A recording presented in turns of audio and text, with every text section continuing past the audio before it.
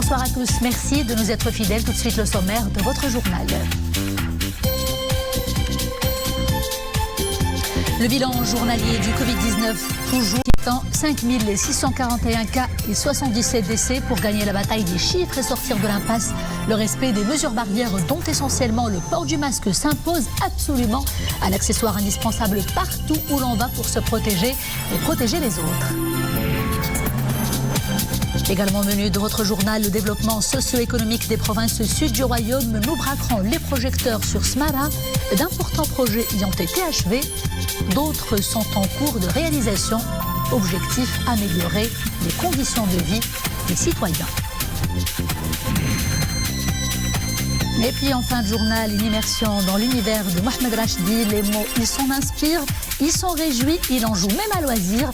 Une manière à lui de réconcilier les frontières entre le visible et l'invisible. Une exposition inédite à découvrir à la Galerie Chartres de Casablanca.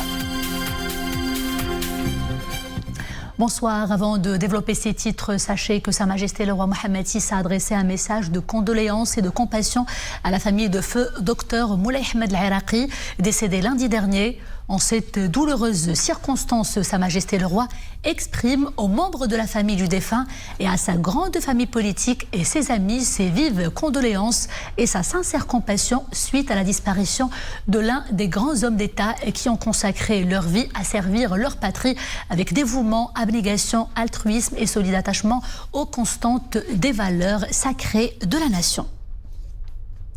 Sur haute instruction de Sa Majesté le roi Mohammed VI, chef suprême et chef d'état-major général des forces armées royales, le ministre des forces armées britannique James Heappey a été reçu aujourd'hui à Rabat, respectivement par le ministre délégué auprès du chef du gouvernement chargé de l'administration de la défense nationale, Abdeltif Loudiyi, ainsi que les généraux de corps d'armée, Abdelfattah El-Warraq, inspecteur général des forces armées royales, et Mohamed Haramou, commandant de la gendarmerie royale. Les responsables des deux parties se sont félicités des relations historiques d'amitié et de coopération qui lient les deux royaumes dans de nombreux domaines, notamment la sécurité et plus précisément la situation sécuritaire régionale dans l'espace méditerranéen et la bande sahélo-saharienne. Elles ont également exprimé la volonté d'initier une coopération dynamique dans le domaine de la cybersécurité et la cyberdéfense. Le ministre des Forces armées britanniques, James Heappey, a également été reçu aujourd'hui par le ministre des Affaires étrangères, de la coopération africaine et des Marocains résidant à l'étranger, Nasser Bourita. Au menu des échanges, le renforcement des activités bilatérales entre les deux royaumes dans différents domaines et selon un calendrier établi par une commission mixte qui se tient alternativement à Rabat et à Londres. Vu l'alarmante dégradation des principaux indicateurs épidémiologiques, l'état d'urgence sanitaire se prolonge sur l'ensemble du territoire national et cela jusqu'au 10 décembre. Annonce faite aujourd'hui lors du Conseil de gouvernement après l'adoption d'un projet de décret dans ce sens. Objectif, permettre aux autorités publiques sanitaires de poursuivre leurs efforts de lutte anti-Covid. Le Conseil de gouvernement réuni aujourd'hui sous la présidence du chef du gouvernement, Saadi Latmani, a également adopté ce jeudi un projet de loi relatif à la fiscalité des collectivités locales. Et alors que le Royaume célèbre demain le 45e anniversaire de la glorieuse Marche verte, le chef du gouvernement n'a pas manqué au début des travaux de rappeler la sacralité de notre cause nationale et ses constantes. Le Maroc a su réaliser davantage de victoires pour sa cause nationale et ses intérêts suprême à la faveur de la volonté et la résistance continue du peuple marocain dans ce sens et la symbiose entre le roi et le peuple, a fait remarquer le chef du gouvernement. Des chiffres toujours aussi inquiétants relatifs au Covid-19 qui interpellent quotidiennement la conscience de tout un chacun en ces temps, vous le savez, dramatiques de la pandémie. Ensemble, et bien, avec un engagement sans faille et une discipline régulière, nous pouvons vaincre l'ennemi invisible, mais sans le port du masque, nous ne pouvons pas malheureusement y arriver. Mais encore faut-il le porter correctement, veiller à l'hygiène régulière des mains, avec le lavage fréquent bien sûr des mains, et respecter surtout la distanciation physique. À Agadir en tout cas, le reportage est signé Hijb Tamek, Samir Barka et Zakaria Moqin Billah sur la nécessité absolue de porter son masque et de bien le porter. C'est un produit qui fait désormais partie de notre quotidien, le masque de protection.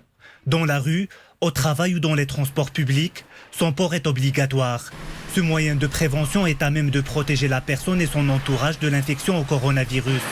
Mais encore faut-il le porter correctement. C'est vrai que ce n'est pas évident de s'habituer au port du masque de protection, surtout le porter correctement. Cela fait peu de temps que ce produit a fait irruption dans nos vies. On apprend à faire avec et à respirer tout en le portant. La sensibilisation doit se faire de façon permanente, aussi bien à la radio, à la télévision que dans la rue. La plupart portent un masque, mais ce n'est pas pour autant qu'il est bien ajusté. Certains le portent autour du cou, d'autres ont juste peur de payer une amende. Mais en réalité, c'est un vrai moyen de prévention. J'invite les Marocains à adopter un comportement responsable. Pourtant, dans la rue, certains portent le masque et d'autres pas. Des actes de négligence devenus quotidiens et facteurs de risque. Autre problématique, le fait de porter le masque d'une façon incorrecte. Face à ces agissements, les acteurs associatifs se mobilisent pour appeler à plus de vigilance. En tant que société civile, nous essayons de multiplier les campagnes de sensibilisation au profit de nos adhérents. À travers nos activités, nous incitons les jeunes à être vigilants, surtout depuis la reprise des cours dans les établissements scolaires. Le danger est toujours là. C'est pourquoi la prévention est de rigueur. Les citoyens doivent porter le masque de protection de façon correcte, veiller à la désinfection et la distanciation. Ce ne sont pas les mesures coercitives qui devraient nous contraindre à nous montrer vigilants, mais bien le souci de nous préserver. D'après les études scientifiques, le port du masque de protection est un moyen indispensable pour réduire le risque d'infection au coronavirus. Plus qu'un simple geste de prévention, c'est un acte citoyen et responsable face à une situation alarmante marquée par la forte diffusion du virus.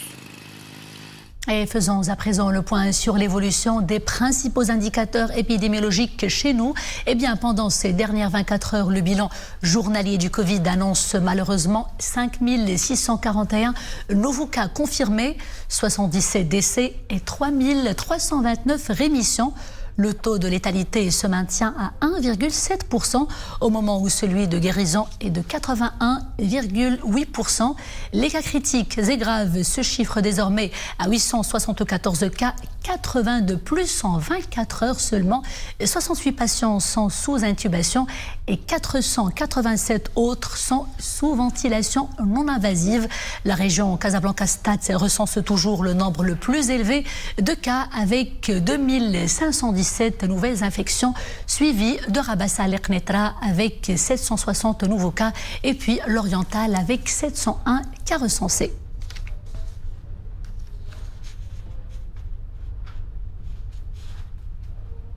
Les chiffres qui donnent froid dans le dos, ils nous interpellent, ils sont alarmants, ils interpellent toutes et tous sur la responsabilité qui est la nôtre en tant que citoyennes et citoyens.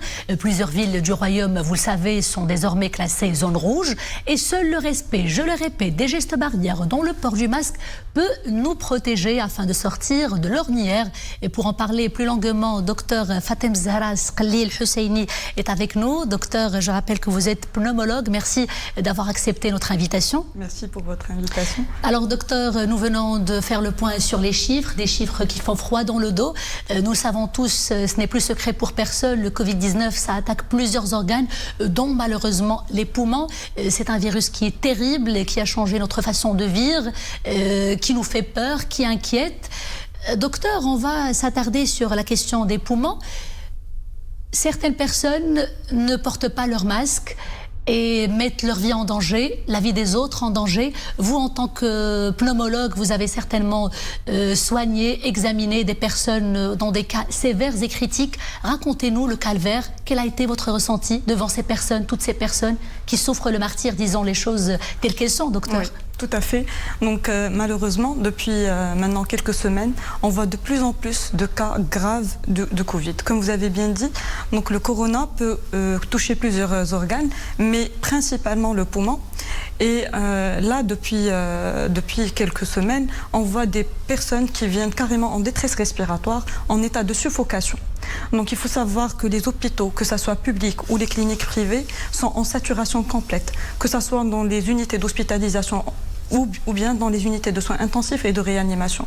Donc tous les lits sont pris, tous les respirateurs sont pris et on se retrouve souvent et depuis quelques jours devant des patients en état très grave, en baisse très importante du taux d'oxygène dans le sang, mais dont on peut rien faire parce que on n'a pas de respirateur, tout est saturé et on se sent désarmé, révolté devant cette situation, surtout quand on voit des personnes dans la rue ou dans la famille ou autour de nous qui ne respectent pas les gestes barrières, les gestes de prévention, le port de masque, donc qui restent les principaux... Justement, on va y revenir, docteur, les personnes qui mettent leur vie en danger et celle des autres.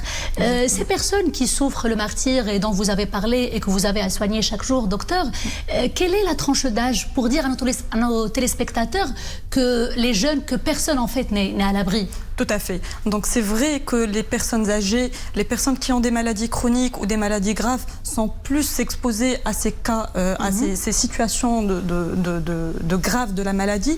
Mais il faut dire qu'on a vu des jeunes bien portants, sans aucune maladie chronique, sans aucune tare connue et qui font des cas graves de l'infection à Covid-19. Donc des personnes qui ne sont pas cardiaques, qui ne sont pas diabétiques, qui ne représentent aucune comorbidité et qui font des cas graves de l'infection à Covid-19 et parfois qui amènent même au décès.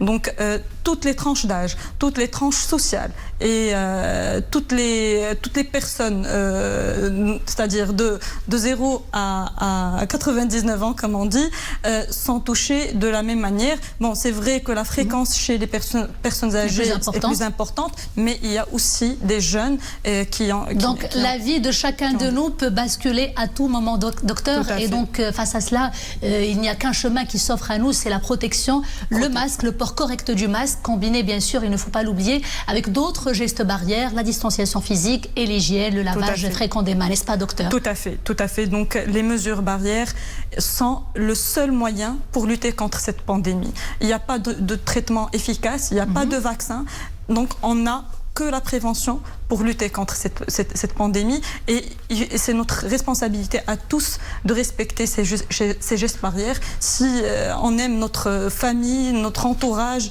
nos collègues dans le travail, il faut absolument respecter ces gestes barrières.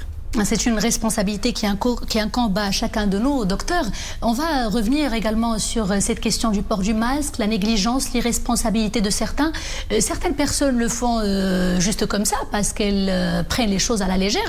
Et puis d'autres qui sont malheureusement intimement convaincus que le masque peut représenter, entre guillemets, un danger, que le masque étouffe et qu'on peut se faire un peu de mal avec le CO2 que l'on expire. Et le fake news, malheureusement, pilule sur les réseaux sociaux, le bouche à oreille. Qu'en dites-vous, docteur, en tant que spécialiste, à toutes ces personnes qui y croient, à ces fausses informations? On n'a pas arrêté de le dire et de le répéter, que le port de masque n'atteint pas du tout le taux de saturation de l'oxygène dans le sang, ni celui du dioxyde de carbone, c'est-à-dire le CO2.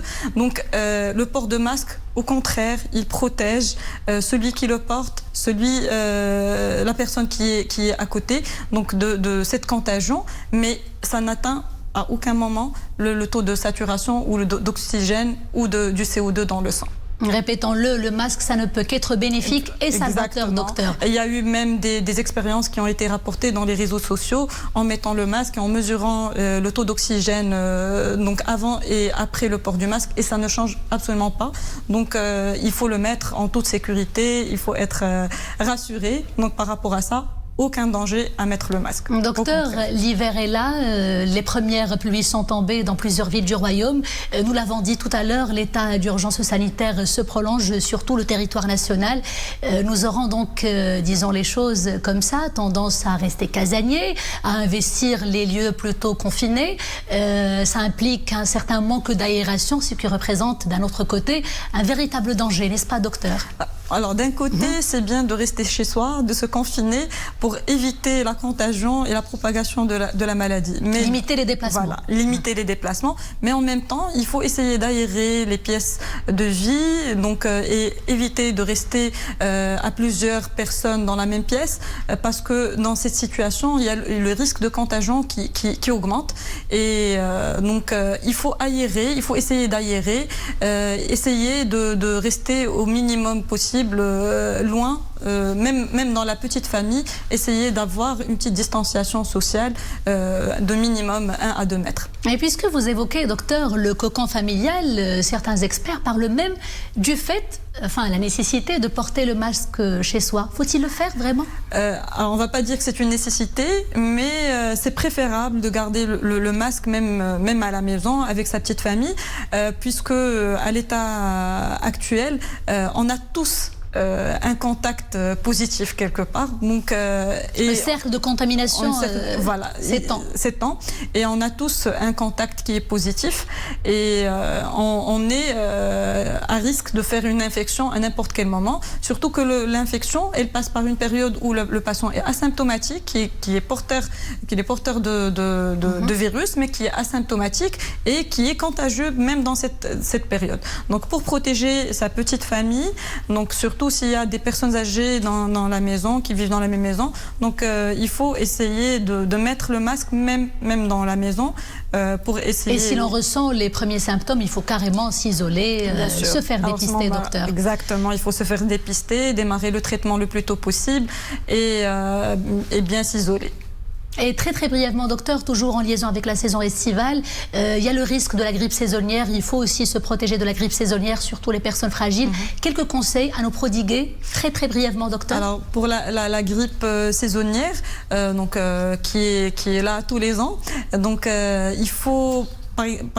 Donc on conseille aux personnes âgées, aux personnes qui ont des maladies chroniques de se faire vacciner contre la grippe. Donc le vaccin est disponible actuellement en quantité limitée. Donc il faut privilégier les personnes âgées et les personnes 65 ans et plus, et les enfants de 7 ans et moins. Et les personnes avec des maladies chroniques. Docteur, merci beaucoup pour ce message de sensibilisation surtout. D'ailleurs, on va tout de suite voir un reportage sur la sensibilisation. Je rappelle que vous êtes pneumologue et allergologue. Docteur Fatem Zahra Sqali Husseini, merci d'avoir accepté notre invitation. Et en effet, nous en parlions, la sensibilisation doit être partout de mise sur l'obligation du port du masque. Les jeunes et les moins jeunes sont au cœur des personnes ciblées et partout dans le royaume, les établissements scolaires, tous niveaux confondus, veillent à faire respecter les mesures barrières. Le port du masque est d'ailleurs désormais obligatoire pour les étudiants de 7 ans et plus. Ça et Sawira, le reportage de Siham Boukhlifi, Abdelghani Tahraoui et Mounia Marouche.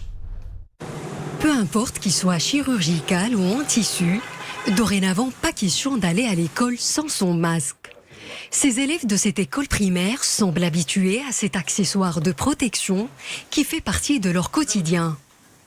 Le masque est désormais obligatoire en classe pour tous les élèves. Pour lutter contre la propagation de la pandémie de Corona, mon maître m'a conseillé de porter le masque pour me protéger contre ce virus et vous protéger mon environnement. Les mesures pour prévenir la transmission de virus Covid-19, ce sont des mesures barrières, entre autres le port de la bavette qui est devenu obligatoire pour toutes les tranches d'âge, surtout les adultes et les enfants au-delà de 7 ans. Le port de la bavette est le meilleur moyen pour se protéger et protéger les autres contre l'infection Covid. Dans ce collège, les cours se déroulent aussi sous le signe de la sécurité sanitaire et des gestes barrières. Tous les visages sont masqués et la distanciation physique est respectée. C'est rassurant. Porter le masque en classe, qui est un espace clos, est très vital car il permet de se prémunir contre le virus et de protéger sa famille. Nous avons mis en œuvre le protocole sanitaire édicté par les autorités sanitaires, notamment l'obligation du port du masque dans l'établissement scolaire. Nous veillons à ce que chaque élève porte son masque et si un élève l'a oublié, on lui en donne.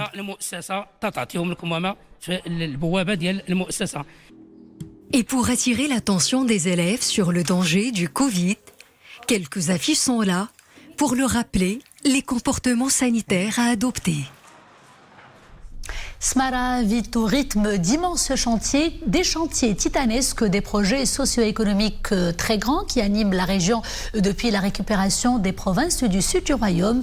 Une dynamique avérée sur le terrain, fruit du nouveau modèle de développement dont le coup d'envoi avait été donné, souvenez-vous, en 2015 par Sa Majesté le Roi Mohamed VI depuis la ville de l'Aïoun. En première ligne de ce formidable essor, l'infrastructure. Sur place, le reportage de Abdelghani Jebbar, Abdelrahim Filoul, avec un commentaire de Mariam Elmissi. Regardons. Smara, une province au fort déficit pluviométrique. Ici se dresse une imposante infrastructure d'assainissement liquide. Le site est opérationnel depuis octobre 2019. Il permet l'épuration des eaux usées de cette ville d'à peu près 60 000 habitants.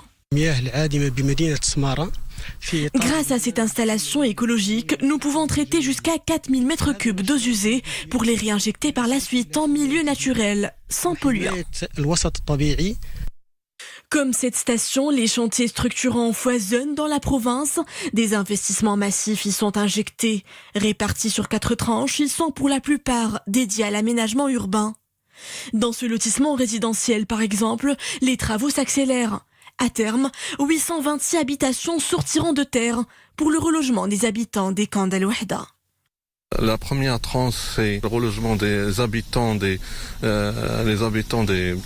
quartiers sous-équipés ou bien des quartiers de camps de Rbi et Boulgouiz de la ville de Smara. Le deuxième volet, c'est le réaménagement des quartiers sous-équipés à la ville de Smara. Et la troisième tranche, c'est qui a un budget de 180 millions de dirhams et c'est surtout pour la construction des bâtiments administratifs. La quatrième tranche, c'est l'économie sociale. Les entreprises locales tournent à plein régime. Les habitants sont à leur tour impliqués dans cette dynamique. Comme vous pouvez l'observer, ce chantier emploie une main-d'œuvre locale qui se compte par milliers. Un aménagement territorial durable et une dynamique de renouveau menée par une jeunesse aguerrie. Tous les ingrédients du développement semblent bien réunis pour ériger la province de Smara en pôle économique, locomotive de la région, l'Aïoun Saqiya al-Hamra. À l'occasion de la commémoration du 45e anniversaire de la glorieuse Marche verte, le groupe Balid al-Maghrib célèbre l'anniversaire de cette épopée historique nationale avec l'émission d'un timbre-poste commémoratif. Cette année, Balid al-Maghrib a opté pour une illustration du port de Dakhla et de la carte du royaume. L'avenir, c'est l'énergie solaire. Il faut s'y investir encore et encore. Les exportateurs nationaux l'ont bien compris. L'ASMEX, l'association nationale qui les fédère, vient de s'allier à un leader mondial en matière d'énergie renouvelable. Objectif, réduire l'empreinte carbone à des taux plus avancés. C'est un sujet de Ashtar Ben Saoud et Sarah Katir. À travers ce partenariat entre l'ASMEX et une entreprise française leader dans le domaine des énergies renouvelables, l'association permet à ses adhérents d'accéder à des solutions innovantes pour réduire l'empreinte carbone des exportateurs marocains et par là même se conformer aux nouvelles exigences des marchés de l'Union européenne en matière de décarbonisation.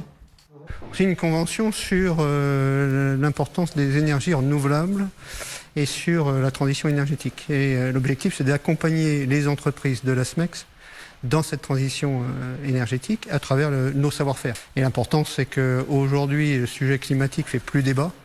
La question, c'est comment accompagner les entreprises marocaines pour cette transition vers le zéro carbone. Cette signature, voyez-vous, nous permettra, nous Marocains, nous exploitateurs marocains, d'être en avant, si vous voulez, de toute décision provenant de l'Europe pour nos exportations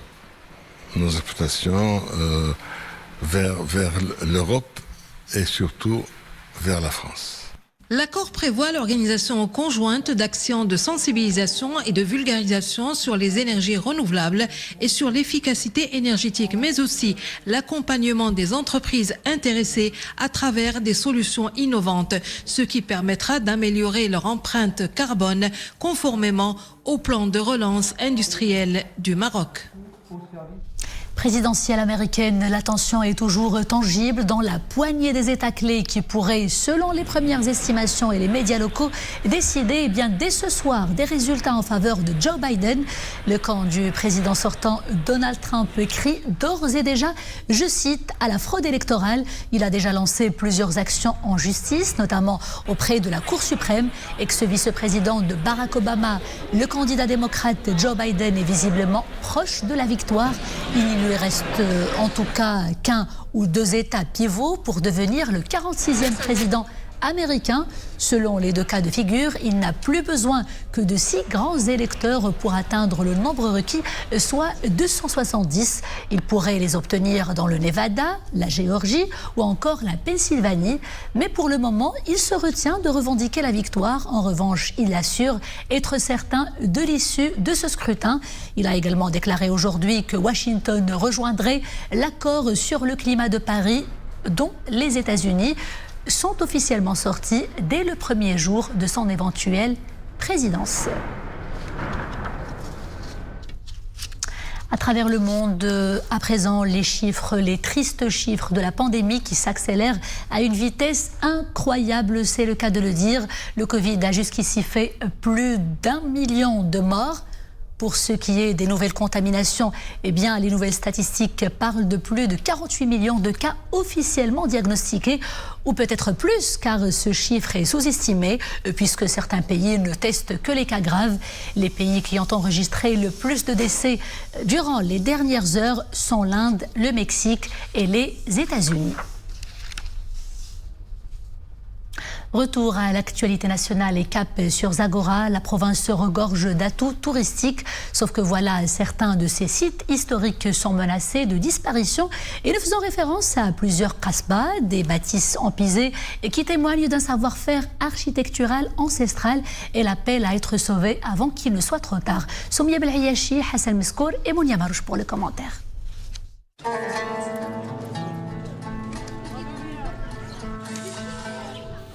Il fait partie du paysage de Daraa depuis plusieurs siècles. Niché dans la commune de Tagounit, Qsar Ben Sabih est un haut lieu de mémoire pour des générations d'habitants qui s'y sont succédés.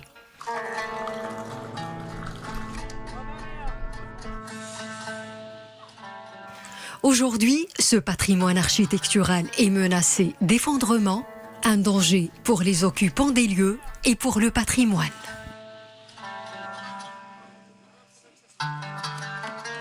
La majorité des bâtiments du Qsar menacent aujourd'hui de tomber en ruine et les habitants ne peuvent pas les restaurer séparément car le Qsar risque de s'effondrer, d'où l'abandon des lieux.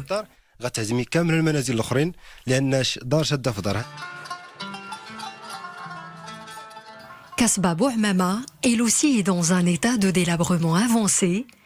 Certaines de ces façades se sont écroulées. Seuls quelques vestiges résistent tant bien que mal à l'usure du temps. Pour les habitants, y vivre, c'est prendre un risque tous les jours. Il faut que cette forteresse soit restaurée le plus tôt possible, ce qui va permettre de sauver ce trésor architectural, mais également de booster l'activité touristique et faire connaître notre commune. C'est un patrimoine qui mérite qu'on prenne soin de lui.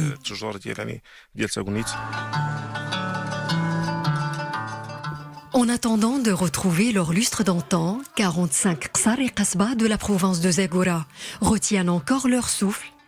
Mais pour combien de temps encore ? Le livre, avec son foisonnement de mots et de syllabes, peut-il être considéré comme un objet esthétique ? La question se pose. Derrière toutes les syntaxes du monde, y aurait-il matière insoupçonnable de la création artistique ? Une autre question, pour l'artiste Mohamed Rachdi, la réponse est évidente, c'est oui. Avec fragments de la bibliothèque de Majnoun, il investit l'espace et le corps du livre. Il nous en dévoile à la fois sa lisibilité, tout comme son invisibilité, à l'image de certains de ces mots qui sont partagés sur les réseaux sociaux et qui, à peine affichés sur l'écran, disparaissent. Une exposition en tout cas inédite à découvrir à la Galerie Charte de Casablanca. Et tout de suite avec Dominique Orlando et Mohamed Chekir. Voilà une exposition pour le moins originale qui réussit à déverser sur son passage tout un flot d'idées conceptuelles qui sont ici suspendues à la seule poésie du verbe. Quelques fragments de mots que l'artiste Mohamed Rajdi semble avoir réhabilités de sa propre bibliothèque idéale. Dès qu'on pénètre dans une bibliothèque, c'est comme si on pénètre dans un espace qui est fait de méandres. Méandres dans les strates de la mémoire, des histoires, des expériences, de références. C'est un peu comme si je sculpte mes phrases, mes mots, à partir des textures extraites des livres des autres. Quelques mots en particulier se détachent, comme autant d'étymologies idylliques, soit toujours portées par un même idéal. Tous ces mots-là reviennent, ils m'alimentent et me permettent de construire un jardin, une espèce de jardin paradisiaque pour moi, un endroit où on est bien, on se sent bien, un endroit de bonheur. Voilà, donc c'est pour ça qu'un certain nombre de mots reviennent souvent. En plus, ce sont des mots qui pointent des relations. C'est-à-dire c'est toujours une relation à autrui, et à l'être aimé généralement. Et donc c'est quelque chose qui nous met dans un climat d'harmonie, de bien vivre ensemble. Fragment de la bibliothèque de Majnoun est aussi un acte d'ordre politique, car il met en avant ce paradoxe constitué par l'abondance du livre face à sa pauvre consommation dans le contexte culturel local. Un vrai questionnement sur l'économie culturelle. Et c'est cette balade visuelle, l'ivresse, qui signe le clap de fin de ce journal. Merci d'avoir été des nôtres. Je vous dis à demain, toujours avec grand plaisir. D'ici là, portez-vous bien.